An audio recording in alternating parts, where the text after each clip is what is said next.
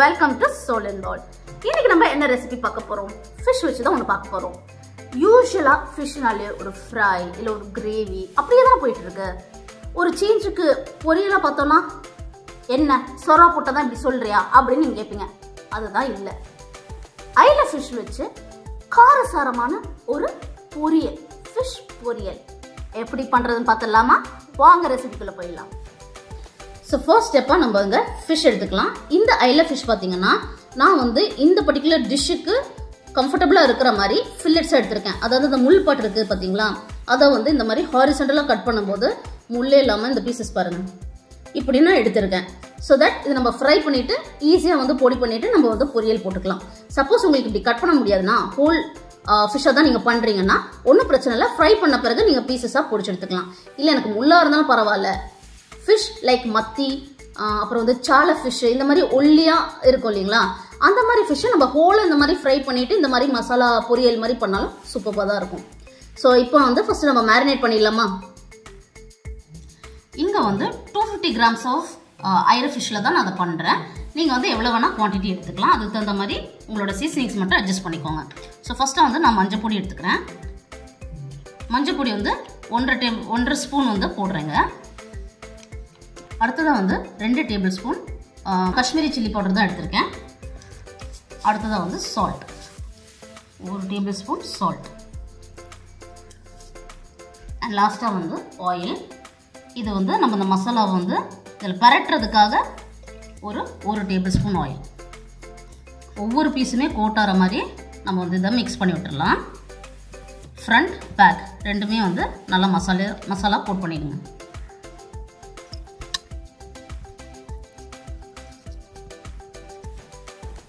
இங்கே பாருங்கள், எல்லா பீசஸுமே நம்ம கோட் பண்ணியாச்சு. ஒரு 15 மினிட்ஸ்லேருந்து 30 நிமிஷம் வரைக்கும் இது நம்ம மேரினேட் ஆக விட்டுடலாம். 15 மினிட்ஸ் மினிமம், 30 மினிட்ஸ் மேக்ஸிமம், அதுக்கு மேலே வேண்டாம். அடுத்ததாக நம்ம 6 பல் பூண்டு, 1 இன்ச் அளவுக்கான இஞ்சி, இது ரெண்டையும் வந்து நல்லா க்ரஷ் பண்ணி எடுத்துக்கலாம்.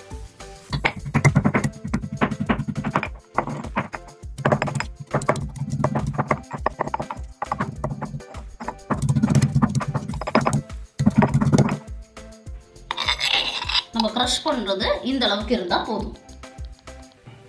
நம்ம பொரியலுக்கு தேவையான மேஜர் இன்க்ரீடியன்ட் அதாவது தேங்காய். இங்கே வந்து 5 ஸ்பூன் தேங்காய் எடுத்திருக்கேன், துருவனது. இதை ஜாரில் போட்டுடலாம்.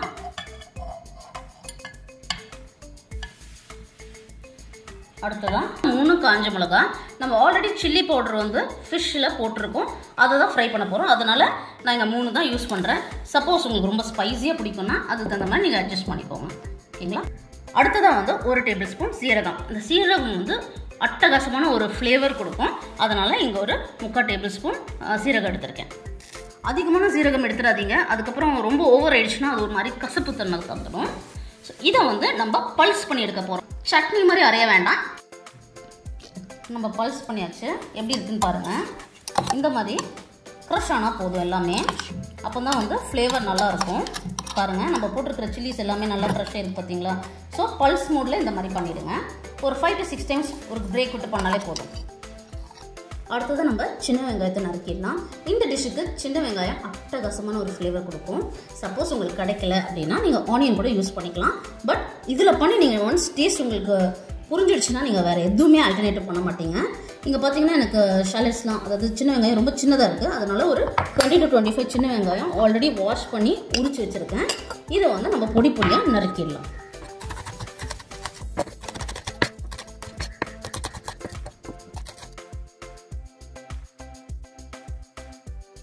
பேன் ஹீட் பண்ணியாச்சு. ஆயில் போர் பண்ணிடலாம். ஒரு 4 to 5 டேபிள் ஸ்பூன்ஸ் ஆயில் நீங்கள் வந்து போர் பண்ணிவிடுங்க. நான் இங்கே வந்து கிரவுண்ட்நட் ஆயில் யூஸ் பண்ணுறேன், செக்கில் ஆட்டினது. நீங்கள் வந்து ரிஃபைண்ட் ஆயில் யூஸ் பண்ணுறீங்கன்னா அது கூட ஓகே தான். இதே ஆயிலில் தான் நம்ம ஃபிஷ்ஷும் ஃப்ரை பண்ண போகிறோம், நம்ம வந்து ஃபைனலாக மசாலாவும் இன்டெகிரேட் பண்ண போகிறோம். ஸோ அதனால் இவ்வளோ ஆயில் இருக்கட்டும். நம்ம இங்கே மேரினேட் பண்ணி வச்சுருக்கிற ஃபிஷ் பீசஸை ஆயில் ஆட் பண்ணிடலாம். நல்லா கிறிஸ்பி ஆகிற வரைக்கும் பொரிச்சு எடுத்துடலாம்.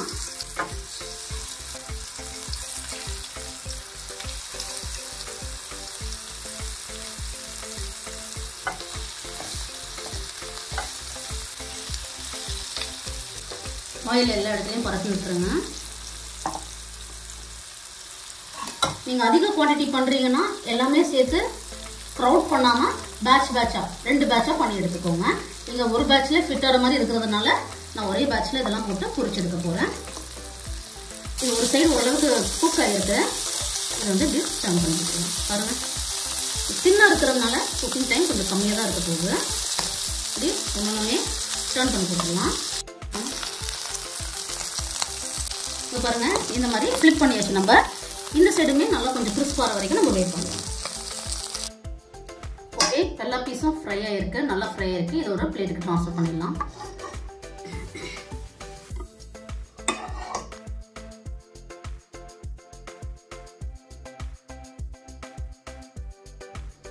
இப்போ இந்த ஃப்ரை பீசஸில் கொஞ்சம் பொடி பொடியாக வந்து இதை உடச்சி எடுத்துக்கிறேன். இதை நான் சொன்னேன், சப்போஸ் உங்களுக்கு போன் இருக்கிற மாதிரி வந்தாலும் நீங்கள் இந்த மாதிரி ஃப்ரை பண்ணிவிட்டு உடைக்கும் போது அது போனை ரிமூவ் பண்ணிடலாம். கிட்ஸ் வந்து சில பேர் வந்து இந்த போனோட சாப்பிட, அதாவது ஃபிஷ் முள்ளோட சாப்பிட்றதுக்கு கஷ்டப்படுறவங்களுக்கு இந்த ரெசிபி வந்து அட்டகாசமாக இருக்கும், ரொம்ப பிடிக்கும். ஈஸியாக அவங்க சாப்பிட்றலாம். ஸோ அதனால் சம்மர் வெக்கேஷன் டைம் அதுவுமா வீட்டில் இருக்கும்போது இதை ட்ரை பண்ணி பாருங்கள். எந்த அளவுக்கு உங்களுக்கு பீசஸோட சைஸ் வேணுமோ அந்த அளவுக்கு நீங்கள் பண்ணிக்கலாம்.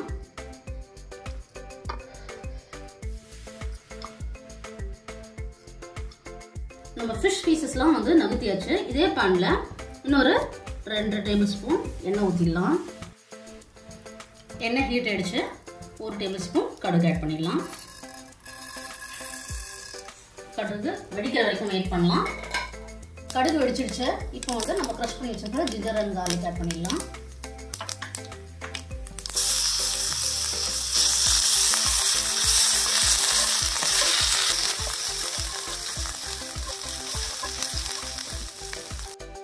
கறி லீவ்ஸ் ஆட் பண்ணிடலாம். ஒரு கைப்பிடி அளவு ஆட் பண்ணுறேன்.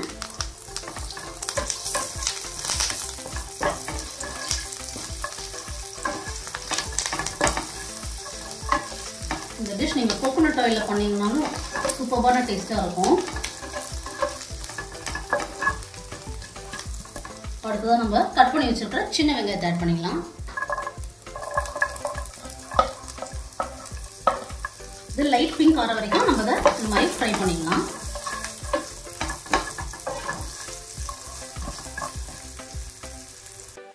இப்போ நம்மளோட சின்ன வெங்காயம் வதக்கிட்டு இருக்கும்போதே ஒரு 1/4 ஸ்பூன் உப்பு மட்டும் ஆட் பண்ணுறேன். நம்ம ஆல்ரெடி ஃபிஷ்ஷில் உப்பெல்லாம் போட்டிருக்கோம். இது வந்து இந்த மசாலாக்காக தான். நீங்கள் ஆட் பண்ணி பார்த்துட்டு சப்போஸ் பத்தலைன்னா அப்புறம் கூட ஆட் பண்ணிக்கலாம். பட் அதிகமாகிடுச்சுன்னா டிஷ்ஷே கெடுத்துடும். அதனால் நான் ஜஸ்ட் ஒரு 1/4 ஸ்பூன் சால்ட்டிங் ஆட் பண்ணிடுறேன். இப்போ நம்மளோட வெங்காயம் நல்லா வதக்கிடுச்சு. இப்போ நம்ம அரைச்சி வச்சிருக்கிற இந்த கோகோனட் மிக்சரை இதில் ஆட் பண்ணிக்கலாம்.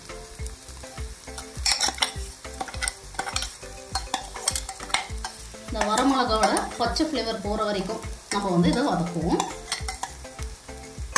லோ ஹீட்லேயே பண்ணுங்க. ரொம்ப ஹை ஹீட் வச்சிட்டிங்கன்னா தீஞ்சு போக அதிக வாய்ப்புகள் இருக்குது.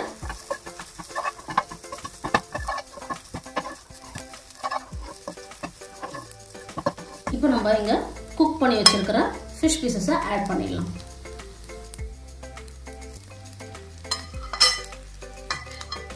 ஆட் பண்ணிட்டு நல்லா மிக்ஸ் பண்ணி விட்டுடலாம்.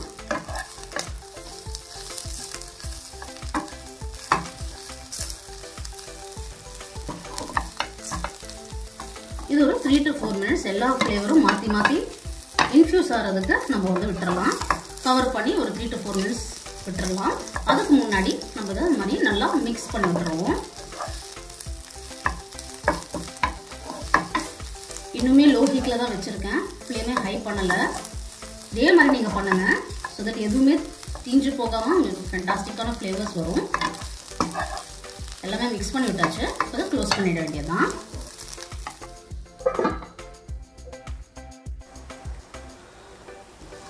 ஒரு 4 minutes ஆயிடுச்சு. இப்போ பாருங்கள், எல்லாமே மிக்ஸ் ஆகி சூப்பராக இருக்குது. இதை பிளேட் பண்ணி டேஸ்ட் பண்ணிடலாம்.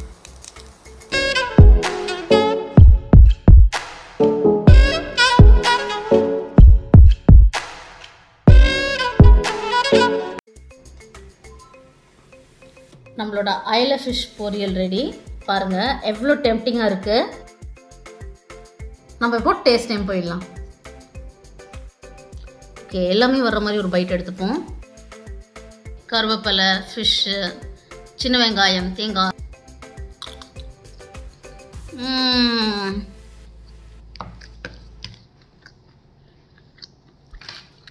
Mind blowing. சுட சுட ரைஸ். வெறும் ரைஸோட சாப்பிடலாம் அட்டகாசமாக இருக்கும். ரசம் ஊற்றி ரைஸோட ட்ரை பண்ணி பார்க்குறீங்கன்னா நீங்கள் ஃபர்ஸ்ட் பைட் எடுத்து வைக்கும்போது உங்களுக்கு தோணுது என்னன்றது மறக்காமல் கமெண்ட் பண்ணுங்கள். இந்த வீடியோ உங்களுக்கு பிடிச்சிருக்குன்னா லைக் பண்ணுங்கள், கமெண்ட் பண்ணுங்கள், ஷேர் பண்ணுங்கள் ஃப்ரெண்ட்ஸ் அண்ட் ஃபேமிலியோட. மறக்காமல் சப்ஸ்கிரைப் பண்ணுங்கள். சப்ஸ்கிரைப் பண்ணலைன்னா சப்ஸ்கிரைப் ஆல்ரெடி பண்ணிட்டீங்கன்னா பெல் ஐக்கானை கிளிக் பண்ணிடுங்க. அப்போ தான் நாங்கள் போடுற வீடியோஸோட நோட்டிஃபிகேஷன் உங்களுக்கு வரும். மீண்டும் இன்னொரு அட்டகாசமான ரெசிபியோட மறுபடியும் சந்திப்போம். பாய்.